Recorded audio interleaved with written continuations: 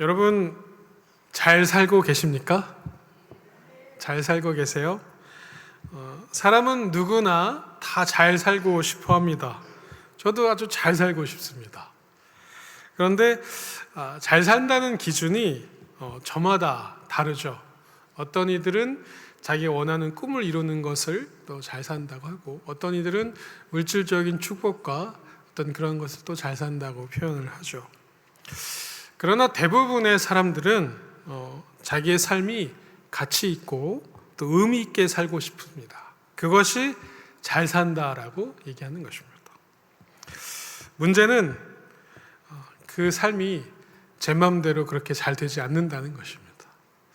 잘 살고 싶은데 때로는 어려운 일도 있고 또 힘든 일도 있고 또 낙심될 때도 있다는 것이죠. 제가 존경하는 선배 목사님이 한 분 계십니다. 근데 그 목사님도 정말 목회도 잘하시고 참 훌륭하시고 좋은 목사님인데 마음대로 되지 않는 게 하나 있습니다. 뭘까요? 자녀입니다. 목사님의 자녀인데 아직 그 자녀가 하나님을 만나지 못했습니다. 저 역시 똑같은 이런 시기를 겪은 적이 있습니다. 저 역시 목사의 가정에서 태어나 보니까 아버님이 전도사님이셨고 좀 지나니까 아버님이 목사 안수를 받으시더라고요. 그래서 목사님의 자녀로 산다는 것, 예전에 제가 한번 수요예배 때 설교한 적도 한번 있는데 그 목사님도 내가 목사인데 내 자녀가 하나님을 믿지 못하는 것, 심지어 하나님이 없다고 하면 얼마나 좀 마음이 좀 속상하고 또 어렵겠습니까? 제 마음대로 그렇게 잘 되지 않는 것입니다. 그렇지만 제가 그 목사님을 존경하는 이유 중 하나는 그럼에도 불구하고 그것을 부끄럽게 생각하지보다는 그 자녀를 위해서 기도하시면서 내가 정한 시간에 하지 말고 하나님의 시간에 하나님의 때에 이루어 주시도록 기도하시는 것입니다. 그리고 저희에게도 동료에게도 후배에게도 부탁하시는 것이죠. 우리 자녀를 위해서 좀 기도해 달라.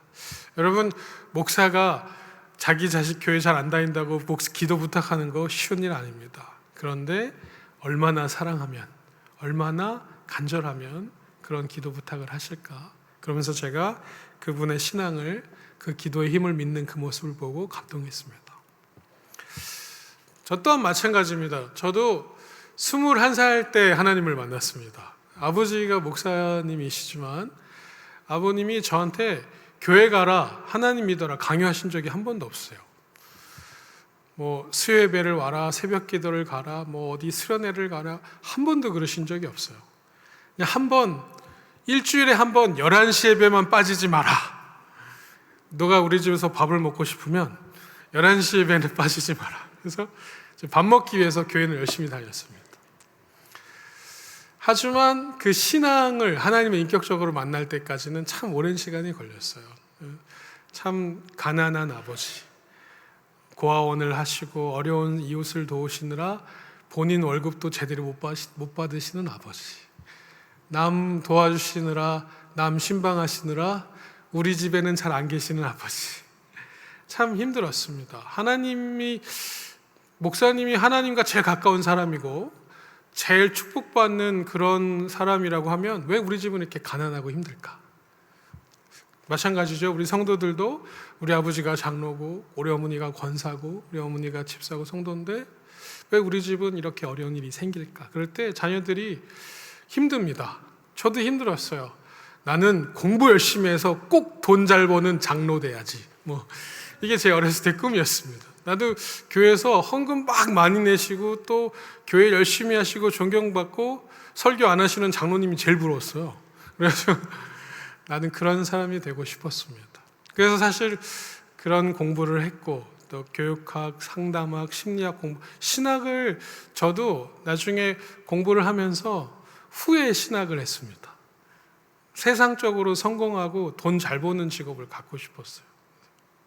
하지만 하나님을 만나고 보니까 그 자녀가 이 과정을 통해서 하나님을 알게 되고 언젠가는 누구보다도 더 잘 믿게 될 것을 우리 아버지가 기다려 줬으니까 지금의 그 시간들, 그 어려운 시간들이 축복이라는 것을 아니까 지금은 기도할 뿐인 것입니다.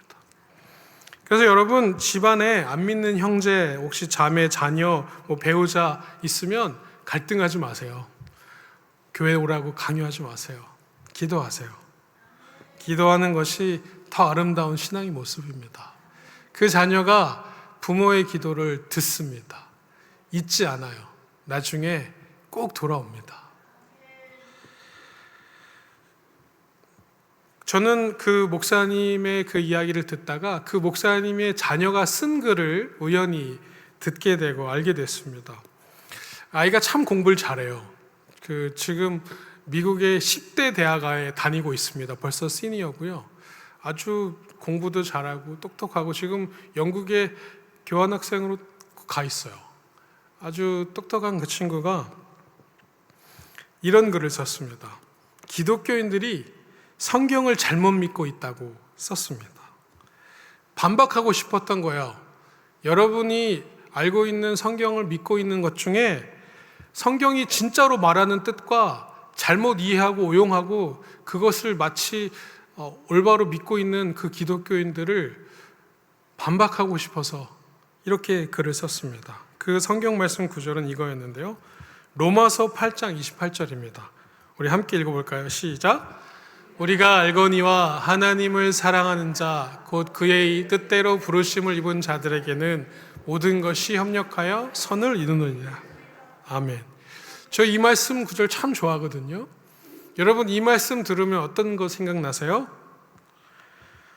하나님이 이 모든 일을 다 선하게 바꾸셔서 아주 좋게 해주실 거야. 그렇죠? 저도 그렇게 믿습니다. 그런데 이 바울이 이 말을 할 때, 이 당시에 이 말을 할 때는 좀 다른 의미고, 또 결국에는 이 말이 그 뜻이 무엇이있는지 이 아이는 성경을 연구하고 보다가 깨달았습니다. 그래서 이 글을 썼습니다. 이 말씀은 종종 영적인 행운의 부적처럼 사용합니다. 기독교인들은 이 말씀을 읽고 많은 사람들이 이렇게 생각합니다. 당신에게 만약 문제가 생기면 하나님은 영웅처럼 달려와서 구해줄 겁니다. 당신이 직장을 잃는다면 하나님이 모든 것을 협력하여 선을 이룬다 하셨으니 더 나은 직업을 주실 계획을 갖고 있기 때문이라고 생각할 겁니다. 당신이 사다리를 타다가 떨어져 다리를 부러뜨리는 것은 더 좋은 미래를 만나기 위해서 하나님께서 계획하신 일부였습니다. 당신이 병원에 입원했다면 더 큰 병을 막으려고 미리 주사를 준 것이라고 그렇게 생각할 겁니다. 하지만 아닙니다. 사도 바울은 실제로 그러한 얘기를 하려고 이 말씀을 한 것이 아닙니다. 사도 바울은 신약 성경의 많은 부분을 기록했고 교회 다니는 사람들에게 가장 유명한 구절 중에 이 말을 했지만 기독교인들은 이 말을 오용하고 있습니다. 이 말은 사도 바울이 당시에 어려운 상황에 처한 사람을 도와주고 구제할 것이다 라는 하나님의 말씀이 아니라 이 말씀의 참뜻은 지금 힘들고 어려운 상황에 있지만 결국에는 미래에 하나님께서 선을 이루어서 그 사람을 구원해 주실 것이라는 뜻입니다. 바울은 이 구절을 통해서 지금은 힘들고 어렵지만 미래에는 소망이 있다라고 이야기했습니다. 예수님께서 다시 오실 것입니다.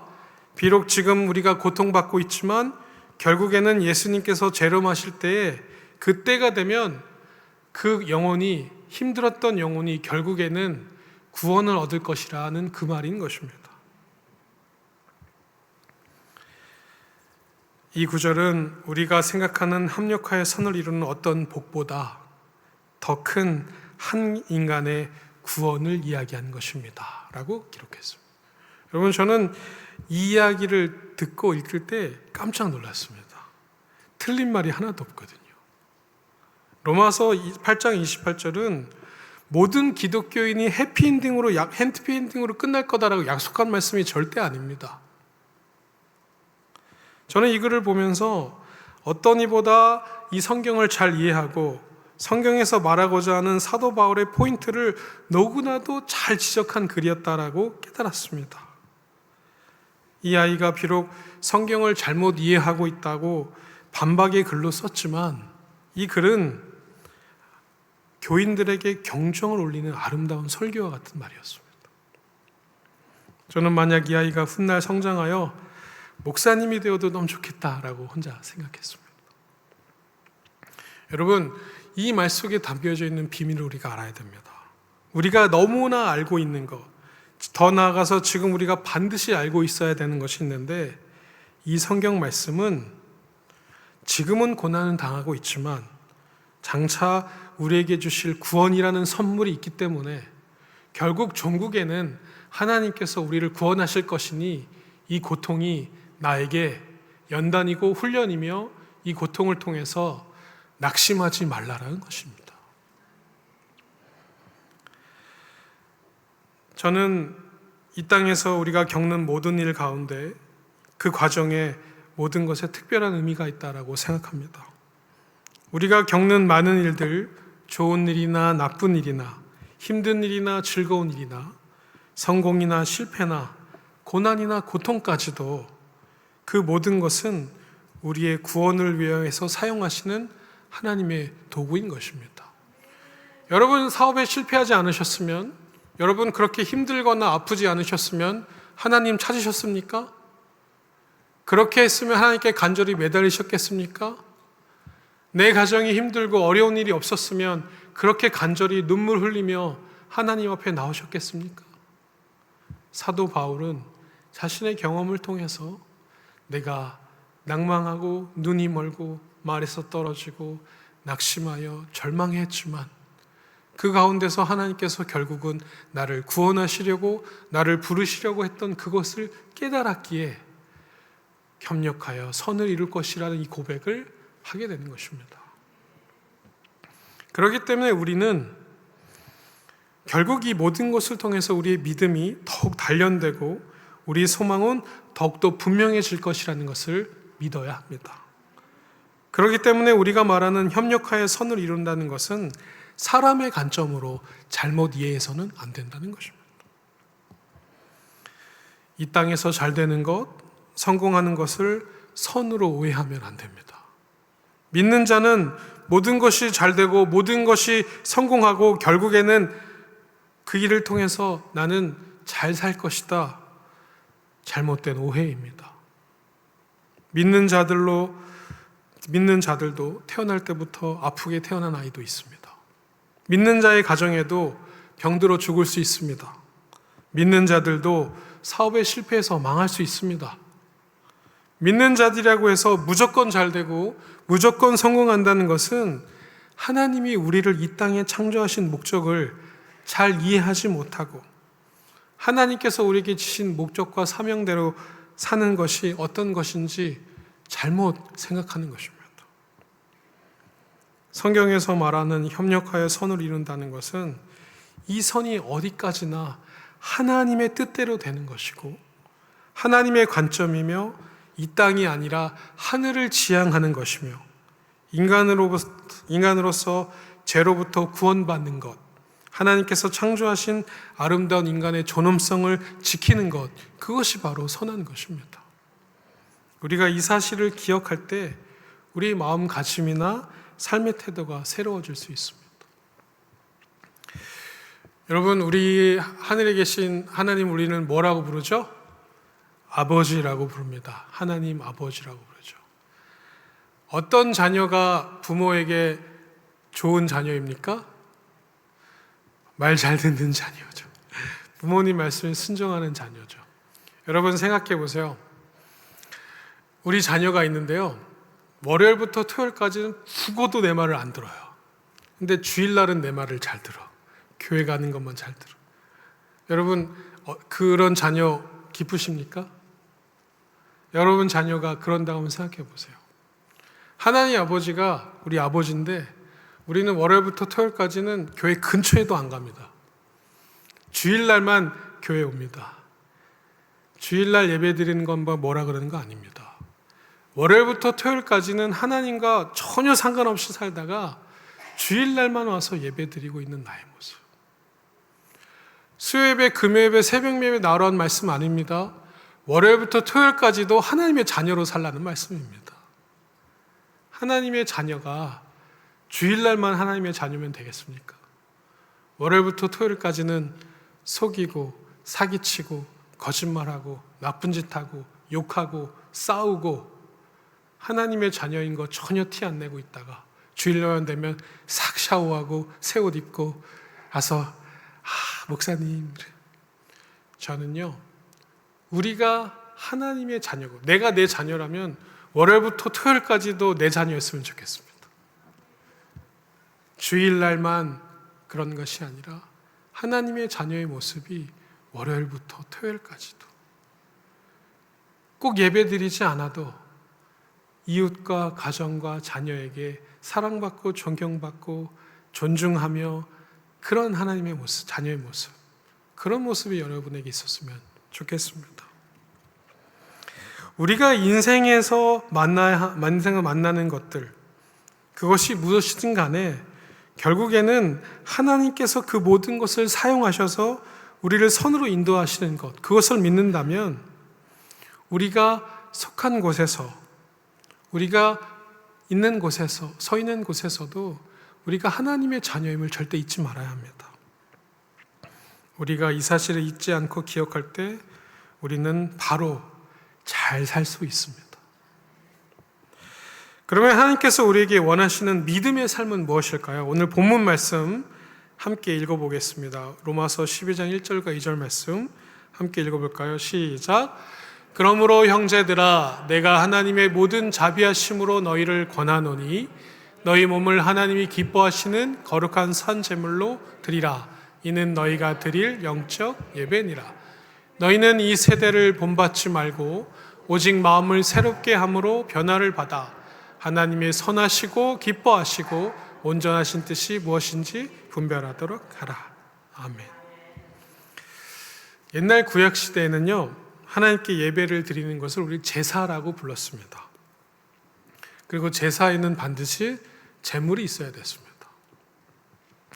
그때 죄 지은 인간이 하나님 앞에서 제사함의 은총을 입기 위해서는 살아있는 흠없는 가축을 제물로 삼아서 제사장 앞에 끌고 와야 했습니다. 제물을 갖고 오면 그 제물을 어떻게 할까요? 제사장한테, 목사님한테 탁 주면은 목사님이 알아서 잡고 피 딱 그러고 이렇게 나눠줄까요? 아닙니다. 자신이 동물을 갖고 오면 자신이 갖고 온 그 동물에게 자기가 손을 얹고 기도합니다. 하나님, 제가 죽을 죄를 졌는데 죽을 수 없으니 이 동물에게 제 죄를 전가합니다. 이 죄를, 이 동물을 대신 죽여서 저의 죄를 용서해 주십시오. 기도합니다. 그 다음에 그 짐승을 자기가 도살합니다. 자기가 목을 따고 자기가 가슴을 갈라서 각을 뜨고 살코기와 뼈를 분리하고 그리고 피와 살코기를 제사장에게 제물로 드리는 겁니다. 여러분 생각해 보십시오. 그 동물을 죽일 때, 각을 뜰 때 그 피가 다 누구에게 묻겠습니까? 나에게 묻는 것입니다. 자기 죄 지은 자신을 대신하여 피를 흘리는 그 짐승의 죽음을 보면서 자기가 그 짐승을 죽이면서 내가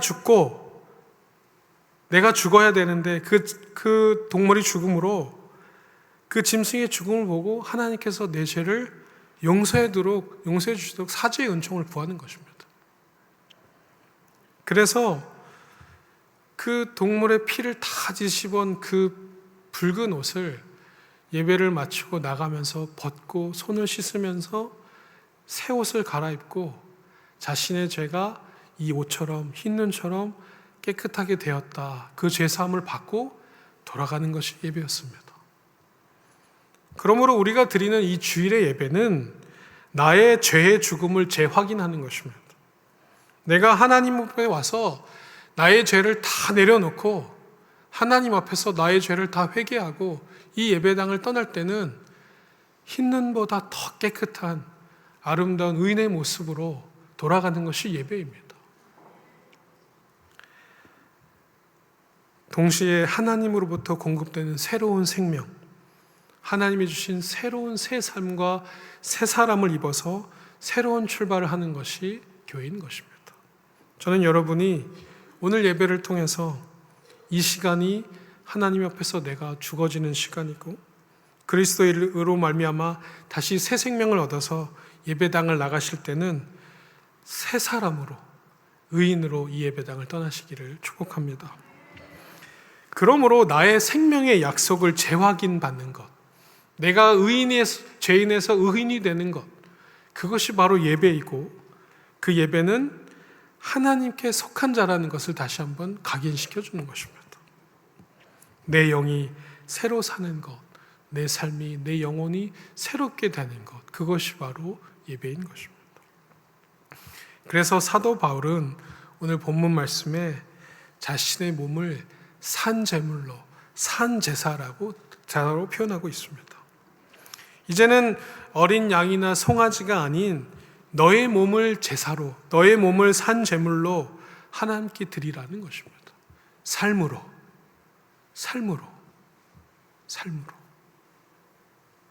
주일날만 예배 드리는 것이 아니라 월요일도, 화요일도, 수요일도 삶으로 그리스도인으로서 하나님의 자녀로서 삶으로 예배 드리라는 것입니다. 저도 맨 처음에 이 성경을 구절을 들을 때 흠칫 놀랐습니다. 몸으로 산 제물을 드리라니까 혹시 또 나를 또 죽여야 되나? 잘 표현할 수 있는 단어가 무엇이 있을까 생각해 보니 바로 헌신이라는 단어였습니다. 헌신이란 단어의 뜻은 나의 몸을 드린다라는 것입니다. 제가 얼마 전에요, 어떤 가정에 신방을 갔는데 가서 너무 놀랐어요. 그 집에 아이가 하나 있었는데 아이에게 이렇게 어렸을 때부터 가르치셨더라고요. 교회는 봉사하러 가는 곳이다. 아이가 교회를 가면 봉사할 일을 찾아요. 교회에 가면 아버지가, 어머니가 교회는 성도가 봉사하는 곳이다 라고 가르쳤던 거예요. 제가 그 얘기를 듣고 흠칫 놀랐습니다.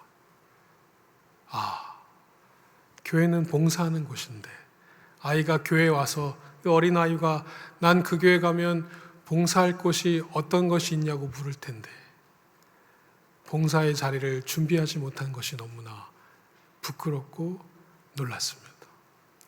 여러분, 헌신이라는 것은 그것입니다. 교회에 와서 하나님 말씀 가운데 새로워지고 새롭게 된 영이 하나님의 일을 위해서 작은 무엇이라도 봉사할 수 있는 것. 여러분, 주일날 와서 예배만 드리고 가십니까? 어떤 분은 교회 계단에 있는 나뭇잎이라도 하나 주고 가십니다. 봉사하려고. 대접만 받고 가십니까? 식사만 하고 가십니까? 어떤 분은 쓰레기 버리고 가십니다. 여러분, 그렇게 하라는 게 아니라 여러분 마음속에 교회는 봉사하는 곳이라는 것을 잊지 마시기 바랍니다. 근데 바울은요, 여기에 명령하지 않았습니다. 우리 1절 말씀 다시 볼까요? 바울은 분명히 이렇게 얘기하고 있습니다. 제가 읽겠습니다. 형제들아, 내가 하나님의 모든 자비하심으로 너희를 권하노니. 거기서 잠깐 멈추겠습니다. 너희가 죄 용서를 받았지, 하나님의 그 멀시로, 자비하심으로 그 큰 죄를 용서받았지, 이제 너희에게 명령하노니 아닙니다. 권하노니. 무슨 말입니까? 너희에게 선택하라는 것입니다.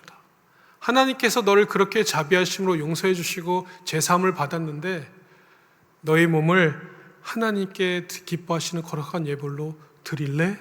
라고 물어보는 것입니다. 강요하는 것이 아니라 나보고 선택하라는 것입니다. 여러분, 제가 말씀드렸죠? 여러분, 제가 봉사하라고 하는 거 아닙니다. 헌신은 전적으로 내가 자원함으로 내가 선택하는 겁니다. 용서받고 제사함 받은 내가 하는 거 말하는 거 내 자유입니다. 목사가 강요해서 하는 거 아닙니다. 그거 봉사입니까? 1년, 2년 하다가 도저히 못하겠습니다 하고 그만두는데, 그런 건 봉사 아닙니다. 자원하는 것입니다. 하나님, 내가 죽을 때까지 하겠습니다.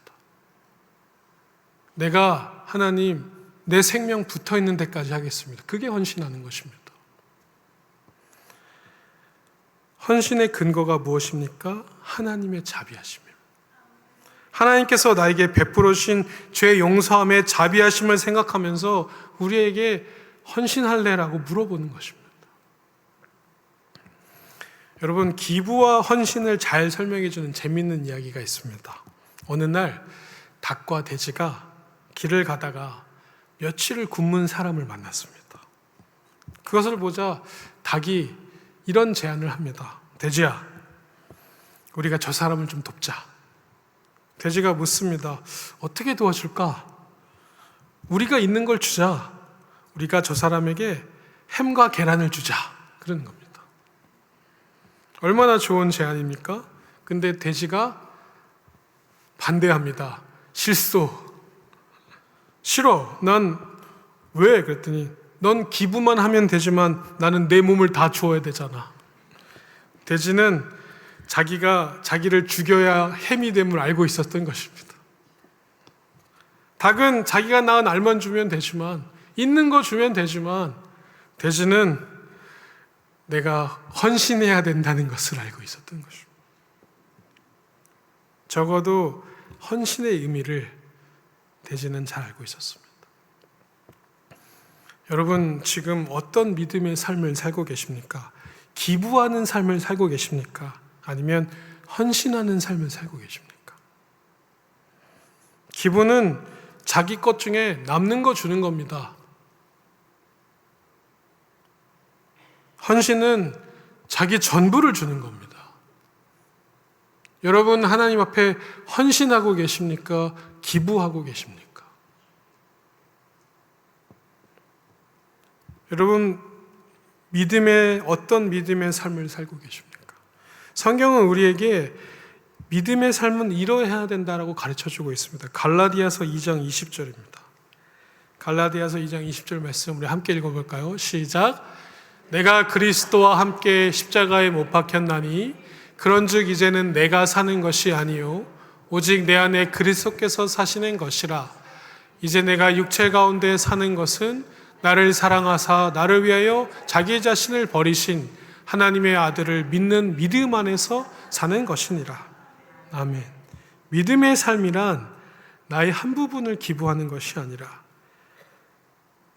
나를 사랑하사 나를 위하여 자기 목숨을 버리신 하나님 아들을 믿는 믿음 안에서 나의 삶의 모든 주권을 하나님께 드리는 것, 그것이 믿음의 삶이다. 하나님이 내게 기쁨 주시기를 바라는 것이 아니라 내가 하나님의 기쁨이 되는 것입니다. 그러나 이 세상은 너무나도 우리를 하나님의 사람으로 헌신하기를 힘들게 하고 있습니다. 여러분, 어떻게 살고 싶으세요? 어떻게 살아야 합니까? 나는 어떻게 살고 싶을까 물어보면 남들처럼, 최소한 남들만큼, 그들만큼은 살아야 되지 않겠습니까? 라고 얘기합니다. 그래서 많은 사람들이 부동산에 투기하고 몸짱이 되고 싶어하고 성형을 하고 다이어트를 하고 주식을 하고 코인을 하고 세상 사람들이 하는 그만큼 그렇게 했다니까 성공했다더라, 돈을 벌었다더라, 잘 됐다더라 하니까 그것을 따라서 휘말려 갑니다. 그런데 여러분 어떻습니까? 그 사람은 그 집을 사서 돈을 벌었는데 나는 왜 돈을 못 법니까? 그 사람은 그때 그 주식을 사서 돈을 벌었다는데 전기차가 그렇게 잘 된다고 테슬라를 잔뜩 샀는데 어제 뉴스에 테슬라가 폭락했습니다. 여러분, 세상 사람들 남들 따라갔다가 남들만큼 하다가 얼마나 많은 낭패를 보고 후회를 하고 10년만 있어봐라 20년 있어봐라 하면서 세월을 보냈는데 어느덧 은퇴할 나이가 되고 그 소중한 자기 자녀들은 이미 집을 다 떠나가 있고 그 소중했던 아이들의 아름다운 모습들을 언제 보셨습니까? 내가 내 일을 하고 가정을 위해서 열심히 산다고 했지만 어느 날 시간을 돌이켜 보니까 내가 그렇게 소중했던 가정과 가족들, 자녀들이 이미 다 떠나가고 없습니다. 내 의지가 아닌 세상의 흐름대로 내가 잘 먹고 잘 살려고 하다가 결국은 자기 자랑을 위해서 내가 이만큼 했다라고 보여주고 싶어서 자식 자랑, 집 자랑, 직장 자랑, 학벌 자랑, 외모 자랑 했지만 결국에는 뒤돌아서 남은 거 보니 허망한 것뿐이 없습니다. 내가 그렇게 소중하고 지키려고 했던 것들이 지나고 보니까 남는 것이 없습니다. 내 소중했던 가족들은 이미 다 떠났고 그저 그렇게 귀엽고 소중한 아이들은 이미 머리가 검거지고 크고 집을 떠나서 타주에 살고 멀리 살고 외국에 살고 내가 지키려고 했던 것이 무엇이 남았냐면 하는 것입니다. 세상 속에 살고 있는 우리가 세상 풍조에 휩쓸리지 않고 하나님 뜻대로 산다는 것이 얼마나 힘든 일인 줄 압니다. 그래서 남들 다 하는 거 나만 하지 않고 빠지면 뒤떨어진 사람 같아서 어쩔 수 없이 그렇게 하고 있는 것 너무나도 잘 알고 있습니다. 하지만 그렇기 때문에 그런 믿는 사람들이 세상을 거슬려서 하나님의 뜻을 따른다는 것, 그것이 얼마나 용기가 필요한 일인지 모릅니다. 남들은 다 놀러 가는데 주일에 교회 가야 하는 것, 남들은 다 하지도 않은데 11조 하는 것, 남들은 다 띄어먹고 거짓으로 장사하고 파는데 나는 정직하게 살려고 하는 것, 나만 혼자 그렇게 한다고 욕먹지만 그럼에도 불구하고 하나님의 자녀로 부끄럽지 않으려고 열심히 사는 것, 얼마나 큰 용기가 필요한지 모릅니다. 시대 풍조에 휩쓸리지 않고 왕따 당한 것을 두려워하지 않고 세상에 굴복하지 않으면서 산다는 것, 정말 고독하고 힘든 십자가의 길입니다. 그런데 여러분 그렇게 선택하고 교회 오시지 않았습니까? 여러분 그렇게 하나님을 선택하고 지금 믿음의 자리에 있는 거 아닙니까? 그러면 여러분 용기를 잃지 마십시오. 그 용기를 저버리지 마십시오. 하나님께서 여러분에게 분명히 아름다운 계획과 소명들을 준비하고 계십니다. 이 세대의 풍조 패턴은 거대하고 강한 흐름입니다. 이 흐름을 거슬러 간다는 것은 진짜가 있어야, 내가 믿는 것이 진짜가 진리여야 생명이 있어야 할 수 있는 것입니다. 우리 안에 예수님의 생명이 있을 때만 연어가 물을 거슬러 올라가듯이 이 세대를 본받지 않게 된다는 것입니다.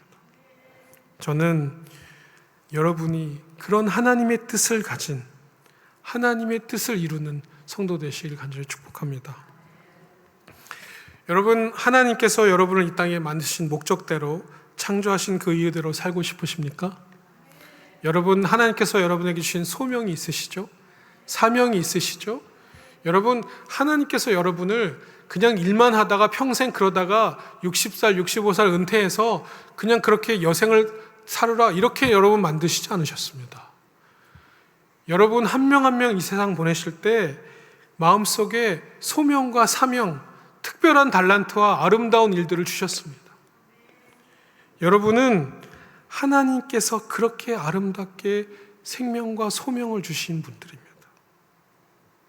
자기 자신을 하나님께 드린 사람만, 하나님께서 나를 지으신 목적대로 정말 참 인간답게 그렇게 살아갈 수 있습니다.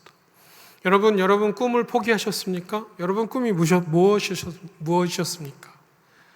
나는 이제 65세, 70세 이제 다 됐으니까 꿈이 더 이상 없습니까? 앞으로 100세, 120세 살면 앞으로 30년, 50년은 더 사셔야 되는데 지금부터 그냥 평생 골프만 치고 사실 것입니까? 내가 사는 삶, 하나님께서 나에게 주신 삶, 나에게 소명하는 거 여러분 다시 기억해 보십시오. 내가 내 인생이 여기서 끝났다고 생각하십니까? 아닙니다. 하나님께서 우리에게 주신 소명과 사명은 내가 죽을 때까지 하는 겁니다. 제가 존경하는 한 선교사님이 계십니다. 그분은 신학교를 나오신 분이 아닙니다. 평신도 사역자십니다. 대기업에서 정말 우리나라 큰 대기업에서 부장까지 하셨습니다. 이사 막 다시 60이 좀 되기 전에 은퇴하셨습니다. 이제 내가 그동안 모은 돈을 가지고 그동안 내가 지켰던 내 가족들에게 잘해주고 여생을 잘 먹고 잘 살면서 건강할 때까지만 살다가 한 80살에 죽어야지. 그러고 은퇴하셨습니다.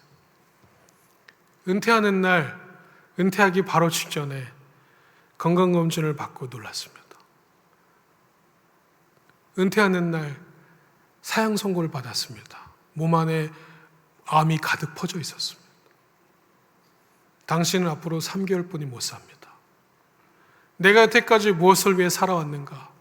대기업을 다닌다고 교회에 한 번도 가지 않았는데, 우리 엄마가 권사였는데 그렇게 교회 가는 게 소원이었는데, 이분이 그래 남은 3개월은 내가 교회를 다녀야겠다. 그동안 내 자식 유학 보내느라고 20년 동안 얼굴도 못 봤는데 우리 자식 얼굴 봐야겠다.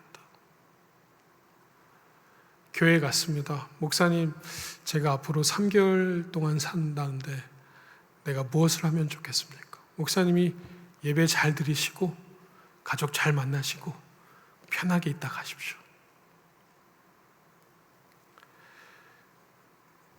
이분이 교회를 열심히 왔습니다. 눈물이 흐릅니다. 제일 좋아하는 건 엄마였습니다. 아들이 그렇게 몇십 년 동안 같이 교회 다니고 싶었는데 아들이 교회에 오는 거. 어머니는 이 아들이 병에 걸린 줄 모릅니다. 너무나 행복한 어머니를 보면서 속으로 억장이 무너집니다. 그러다가 교회에서 선교 여행을 간다고 하는 겁니다. 그래서 이분이 그래 나도 죽기 전에 선교 여행을 갔다 와야겠다. 그리고 우리 교회 필리핀 가는 것처럼 아프리카의 선교 여행 팀에 쫓아갔습니다. 가서 고아원 아이들에게 음식을 나눠주고 축구공을 선물해주고 가서 예배드리고 기도하면서 자기가 그렇게 한 번도 가지지 못했던 그런 것들을 그 행복을 거기서 경험합니다. 이들은 무엇 때문에 아무것도 없는데 맨발로 이렇게 기뻐하면서 찬양하면서 예배할까? 그들의 모습을 보다가 자신의 삶이 후회됐습니다. 나는 이때까지 무엇 때문에 60평생을 일만 하다가 이렇게 자신의 삶을 하나님 앞에 회개하기 시작합니다. 하나님 살려주시면, 아니 내 삶을 조금만 더 연장해 주시면 내가 이 어려운 아이들 도우면서 살고 싶습니다. 그날 저녁에 회개를 하고 피눈물을 흘리고 토를 하고 설사를 하고 그리고 돌아왔습니다. 몸에서 정말 말도 안 되는 것들이 막 쏟아져 나오더래요. 그리고 3개월이 됐습니다.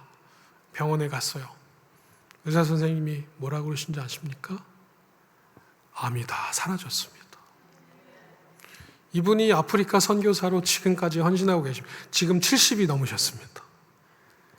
제가 너무나 존경하는, 신학교도 안 다녔지만 제가 선배님이라고 부르고 너무나 존경하는 귀한 어른입니다. 여러분, 그분은 죽을 때까지 하나님, 내가 하나님의 자녀로 이 아름다운 일을 하며 살겠습니다. 하나님이요 매년 삶을 연장해 주시는데 언제까지 살지, 요즘 더 건강해지셔가지고 저한테 맨날 농담을 하는 거 있습니다. 누가 먼저 갈지 몰라. 응? 오는 거는 순서가 있어도 가는 건 순서가 없어. 전 목사 똑바로 해. 저한테 그러십니다. 그만큼 저도 그분을 보면서 소명을 가진 자가 얼마나 아름다운 삶을 사는가. 여러분, 지금 꿈이 없으십니까? 소명과 사명을 잃어버리셨습니까? 여러분 다시 꿈꾸십시오. 아직 90 안 되셨잖아요. 아직 90 안 되셨죠. 여러분 120세를 살 겁니다. 90세 되신 분들도 지금 앞으로 30년 더 사셔야 됩니다. 여러분, 하나님께서 그렇게 여러분을 사랑하십니다. 인생이라는 것이 자기 자신에게만 초점만 맞추면 늘 부족합니다. 내가 100만 불을 벌고 1000만 불을 벌어도 2000불 번 사람이 부럽습니다. 내가 진짜 몇천 평 에이커가 넘는 집에 살아도 그보다 더 큰 에이커 농장에 사는 사람 보면 나는 부족하다 하는 게 인간입니다. 자기 자신을 하나님께 드린 사람은 그런 것들이 부럽지 않습니다. 하나님의 뜻을 분별하며 없는 가운데서도 나누며 섬길 때 우린 정말 풍요로운 삶을 살 수 있는 것입니다. 여러분, 많이 가지지 않아도 나누는 사람이 부자지, 자기만 가지고 있고 나눌 줄 모르는 사람은 불쌍한 거지와 똑같은 불행한 사람입니다. 참 부유함은 가진 것에서 오는 것이 아니라 어떻게 쓰는가에서 나오는 것입니다. 그렇게 많이 가지지 않아도 나누시면서 행복한 사람들이 얼마나 많습니까? 그렇게 많이 가져도 10불, 100불 내는 거 벌벌 떨면서 남 도와주지 못하는 그런 불행한 사람 얼마나 많습니까? 우리의 가장 좋은 때는 아직 오지 않았습니다. 여러분, 소망하십시오. 우리에게는 아직도 무한한 가능성이 있습니다. 우리 안에 하나님께서 지어놓으신 꿈과 소명이 있기 때문에 그렇습니다. 여러분, 혹시 잊어버리셨습니까? 잃어버리셨습니까? 아니면 아직 발견 못하셨습니까? 지금부터 발견하십시오. 하나님이 여러분에게 주셨던 큰 달란트, 여러분이 잘하는 것, 여러분의 아름다운 것을 가지고 여러분의 꿈을 이루실 것입니다. 우리의 가장 좋은 때는 아직 오지 않았습니다. 이제부터 시작입니다. 우리의 한계를 넘어서 자기의 능력을 최대한 발휘하면서 살 수 있습니다. 내게 능력 주시는 자 안에서 내가 모든 것을 할 수 있느니라. 하나님께서 우리에게 약속하신 말씀입니다. 하나님이 함께 하시면 능치 못할 일이 없습니다. 자기만 위해서 사는 사람들, 자기 영광을 위해서 살아가는 사람들은 결국 세상에 미혹되어서 낭망하고 낙심합니다. 가치 없는 일에 매여서 그것으로 인해서 자기 인생을 망가뜨리고 자기의 능력을 잃어버리는 것입니다. 그러나 하나님께 자신을 맡기면 하나님이 우리를 잘 아시고 우리에게 주신 달란트를 아시고 우리를 창조하신 목적대로 이끌어 가시고 살게 하십니다. 오늘 설교의 제목은 내 마음속에 있는 3가지 단어입니다. 오늘 주보 한번 보시겠습니까? 주보 보시면 내 마음속에 있는 단어 3가지. 첫 번째, 내 마음속에 중요한 첫 번째 단어는 헌신입니다. 내 인생은 지금 무엇에게 나 자신을 헌신하고 있는가? 내 마음속에 중요한 두 번째 단어, 변화입니다. 나는 꾸준히 하나님 말씀 가운데 변화하고 있는가? 마지막으로 내 마음속에 중요한 세 번째 단어, 분별입니다. 나는 모든 일에 하나님의 뜻을 분별하고 있는가? 여러분, 마음속에 하나님을 향한 헌신과 하나님 말씀에 따라 변화되는 신앙과 모든 일에 하나님의 뜻을 따라 행하는 분별이 있는 여러분 삶 되시기를 간절히 축복합니다. 말씀을 정리하겠습니다. 여러분, 성령님은 우리 안에 거룩한 꿈과 환상을 줍니다. 믿으십니까? 그래서 성령님을 의지하는 사람은 자신의 삶을, 가치를 새롭게 볼 수 있습니다.